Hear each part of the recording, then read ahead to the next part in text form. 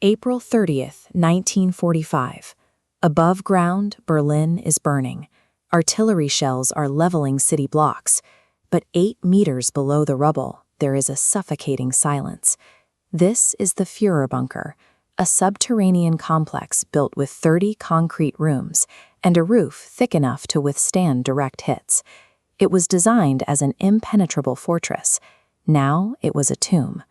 The German war machine had completely collapsed. Allied forces swept in from the west, while the Soviet Red Army advanced from the east. The danger wasn't abstract. Soviet troops were fighting in central Berlin, just blocks from the bunker.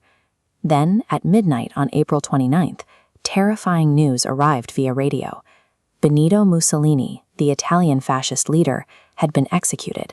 His body was hung upside down in a Milan plaza and mutilated by an angry mob. Hearing this, a deep paranoia set in. He realized capture meant a humiliating public spectacle. Avoiding that specific fate became the single driving force behind every decision he made over the next 24 hours. The bizarre sequence of events began with a midnight wedding. Inside a cramped conference room, he married Eva Braun, his longtime companion. It was a bleak, joyless ceremony.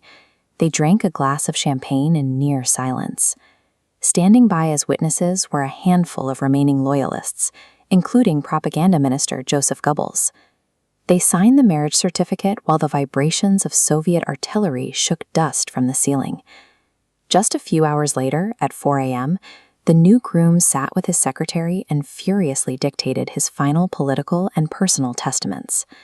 The documents reveal a man detached from reality. In them, he issues formal orders for military maneuvers, demanding that non-existent German armies continue fighting to the bitter end. Yet, in the very same testament, he coldly admits his actual plan.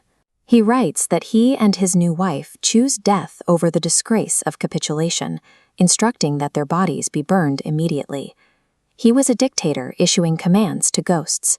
He clung desperately to the performance of supreme authority, even as his actual domain had shrunk to a few underground hallways.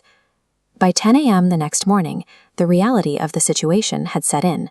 He sat for his final meal, a simple plate of spaghetti. The bunker was dead quiet. Guards paced nervously, and his remaining secretaries openly wept.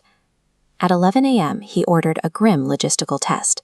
Paranoid that his enemies might have tampered with his cyanide supply, he had a doctor crush a capsule into the mouth of Blondie, his beloved German shepherd. The poison worked instantly. Staff members recalled that as the dog collapsed, Hitler watched with a completely blank expression. At 2 p.m., he emerged from his quarters one last time. He walked slowly down the concrete corridor, silently shaking hands with the cooks, mechanics, and guards who had stayed behind. He and Eva retreated into their private study and closed the heavy steel door. Outside, the staff stood waiting in suffocating tension. Then, a single gunshot rang out. The man who had orchestrated massive stadium rallies, demanding the absolute worship of millions, spent his final moments completely cut off from the world.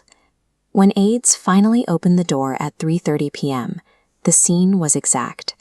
Eva had bitten into a cyanide capsule. Hitler had shot himself in the right temple. Their marriage had lasted exactly 40 hours. His inner circle immediately moved to fulfill his paranoid final directive. They wrapped the bodies in blankets, carried them up the narrow stairs, and laid them in a bomb crater in the Chancellery Garden. They poured dozens of liters of hoarded petrol over the remains and struck a match. As Soviet shells rained down around them, the remaining loyalists raised their arms in a final salute, then hurried back underground. Driven by a profound terror of facing his enemies, the self-proclaimed emperor of a 1,000-year Reich ensured there was nothing left of him but charred bones in a ruined garden. In the decades since, rumors have circulated about his fate. Declassified FBI files show that intelligence agencies chased leads suggesting he might have escaped via submarine to South America, but historians rely on physical evidence. Dental remains recovered from the garden, matched against X-rays by Soviet and later independent forensic teams, confirm exactly what happened in that bunker. When the Red Army finally breached the Chancellery grounds just hours after the fire burned out, they found the bunker largely abandoned. The war he started consumed more than 60 million lives, decimated continents, and organized the systematic murder of millions in the Holocaust.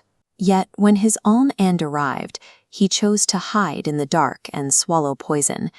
No matter how far a dictator expands their borders or how tightly they grip the state, they eventually run out of room.